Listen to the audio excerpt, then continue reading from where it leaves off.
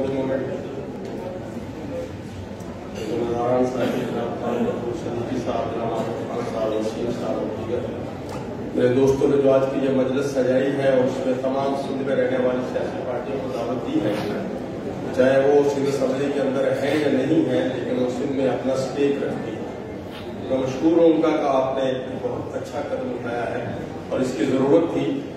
اور بدقسمتی یہ ہے کہ اس وقت صورتحال یہ ہے کہ پہلے جو ہم قانون بناتے تھے، جب قانون بنتا تھا تو وہ قانون عوام کے لیے ہوتا تھا۔ ہمارے عوامی نمائندے، ہماری اسمبلیاں جب وہ قانون بناتے تھے، جو سوچ کر بناتے تھے کہ عوام کو اس میں کیا فائدہ ہوگا اور عوام کو کیا ملے گا۔ یہی وجہ ہے کہ ہم آج بھی کہتے ہیں کہ 1973 کا آئین ایک متفقہ آئین تھا۔ یہی وجہ ہے کہ ہم آج بھی کہتے ہیں کہ 18ویں ترمیم ایک متفقہ ترمیم تھی۔ تو وہ اس مقصد سے بالا ہو کے ہم کرتے تھے کہ اس کی ہمیں کیا فائدہ ہوگا، لیکن آج کل بدقسمتی سے ایسے قوانین بنائے جاتے ہیں کہ مجھے یا میری پارٹی کو کیا فائدہ ہوگا۔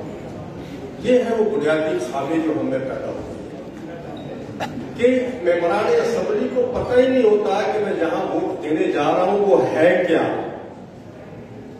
چند لمحوں میں، چند گھنٹوں میں، ایک کا دن میں ہر چیز کو ہم رول آف کر کے اب 35 40 بل پاس کر دیتے ہیں اور ممبران اسمبلی کو پتہ ہی نہیں ہوتا یہ ہوا کیا ہے۔ تو پھر وہ مسائل پیدا ہوتے ہیں، وہ مسائل پیدا ہوتے ہیں کیونکہ وہ عوام کے لیے نہیں ہوتے، وہ میری ضرورت کے لیے ہوتے ہیں کہ میری پارٹی کا کیا فائدہ ہے، میں سندھ میں کیسے بلدیات کے نظام کو کنٹرول کر سکتا ہوں، یا سندھ میں جو نئی حکومتیں، جو عوامی حکومتیں بنے گی یا لوکل حکومتیں بنے گی، ان میں میرے لوگ کیسے زیادہ سے زیادہ اس میں کھپیں گے، جو وہ میرے کنٹرول میں کیسے رہیں گی، کیسے میں زیادہ اضلاع بنا سکتا ہوں۔ اضلاع عوام کے لیے نہیں، اپنے کنٹرول کے لیے میں نے بنایا۔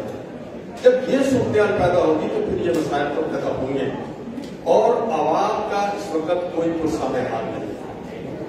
آپ اواڑوں سے لے کے ایماڑی تک انتہائی عوام بری کیفیت میں زندگی گزار رہے ہیں۔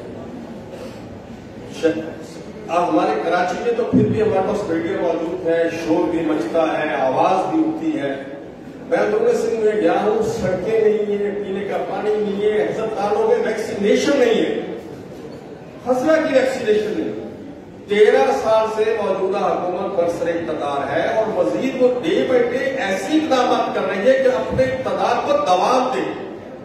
کوئی ان کا ایسا مقصد نہیں ہے کہ ہم سندھ کی خدمت کر سکیں یا جو نظام بنا رہے ہیں وہ اس نظام سے کیا ملے گا۔ میرے دوستوں، بہت اچھا قدم ہے۔ مفتاح اسماعیل صاحب کی گفتگو بہت اچھی گفتگو تھی۔ پاپولیشن کی بنیاد پہ 80% لوگوں کو ملے